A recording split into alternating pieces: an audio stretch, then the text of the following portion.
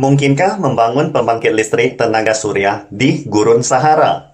Nama saya Ricky Suwarno, berdiri di atas pundak dua superpower Amerika Serikat China melihat masa depan Indonesia. Hari ini kita akan berbicara tentang proyek energi baru yang sangat besar dan tidak banyak diketahui netizen dunia. Proyek terbesar dalam sejarah manusia ini direncanakan akan dibangun di Gurun Sahara yang luas dan misterius di Afrika. Tahukah Anda seberapa besar gurun pasir Sahara? Jawabannya 9,32 juta kilometer persegi. Sebagai perbandingannya, luas daratan Amerika Serikat sebesar 9,37 juta kilometer persegi. Jika Gurun Sahara diibaratkan sebagai suatu negara, maka ia akan menempati urutan negara kelima terbesar dunia setelah Rusia, Kanada, China, dan Amerika Serikat. Gurun Sahara membentang dari Samudra Atlantik di barat hingga Laut Merah di wilayah Arab di bagian timur, Laut Mediterania di utara, dan menghadap Eropa di seberang lautan. Dengan padang rumput Sudan di selatan hampir menempati seluruh bagian utara Afrika. Gurun besar penghalang inilah yang kemudian menciptakan era penemuan Eropa, atau biasa disebut The Age of Exploration. Gurun Sahara terletak di garis balik utara atau Tropic of Cancer. Tropic of Cancer adalah garis lintang yang mengelilingi bumi di sekitar 23,5 derajat utara Khatulistiwa, yang memiliki jam sinar matahari terpanjang di dunia. Ini adalah titik paling utara di bumi yang mana sinar matahari dapat jatuh tepat di atas kepala kita pada siang hari. Waktu sinar matahari tahunan sebanyak 4.300 jam. Yang berarti hampir 12 jam sinar matahari per hari menyinari gurun terbesar dunia ini. Itulah mengapa orang Eropa di depan Laut Mediterania melihat peluang tersebut.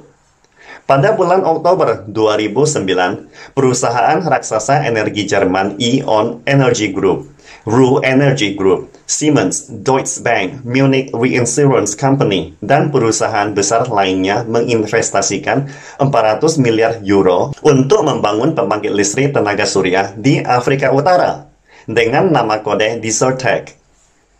Menurut rencana pada tahun 2050, proyek raksasa ini akan menghasilkan output daya puncak sebesar 100 gigawatt, yang setara dengan pembangkit listrik dari 100 pembangkit listrik tenaga panas, dan akan memenuhi 15% kebutuhan listrik di seluruh Eropa.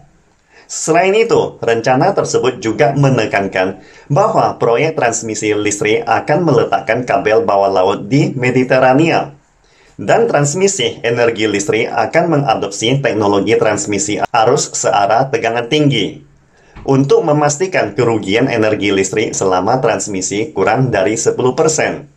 Dengan demikian, sejumlah besar listrik ini akan dikirim ke Spanyol, Portugal, Prancis, Italia, Yunani, dan Turki. Akan tetapi, sangat disayangkan, ide ini sangat ideal, namun kenyataannya sangatlah pahit. Proyek besar yang direncanakan oleh Jerman ini pertama kali mengalami tantangan terbesar, yaitu kekurangan air di Gurun Sahara. Seperti halnya pembangkit listrik energi fosil, pembangkit listrik tenaga surya juga membutuhkan uap air untuk menggerakkan generator. Oleh karenanya, ada sebagian ilmuwan mengusulkan untuk menggunakan sumber daya air Laut Mediterania yang melimpah. Namun, memompa air dari Laut Mediterania dan mengangkutnya ke Gurun Sahara membutuhkan dana raksasa yang tak terbayangkan.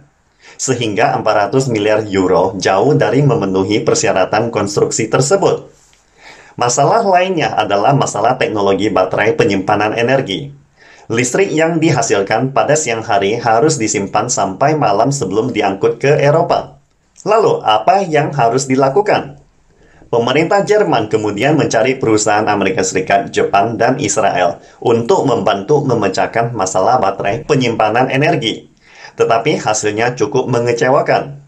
Tidak ada perusahaan teknologi di atas yang mampu mengatasi masalah penyimpanan energi tersebut.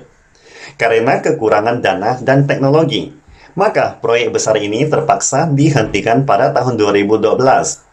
Di luar dugaan banyak orang, sebagian besar penantang proyek tersebut adalah para pakar dan ilmuwan perlindungan lingkungan Mereka khawatir jika sumber panas gurun Sahara diganggu secara artifisial, sirkulasi atmosfer dan samudra di kedua sisi Samudra Atlantik pasti akan terpengaruh, mengakibatkan curah hujan di dataran Amazon dan Afrika bagian selatan akan berkurang 30%.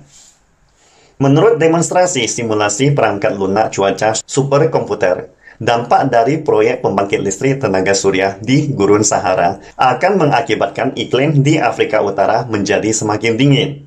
Perubahan rute siklon tropis akan terus melanda Amerika Serikat dan Kanada. Sampai akhirnya beberapa tahun kemudian, benua Amerika Utara dapat menjadi gurun terbesar di dunia. Pastikan Anda subscribe dan follow akun ini supaya senantiasa mendapatkan info terbaru tentang teknologi terkini AI berkaitan. Salam Indonesia Maju!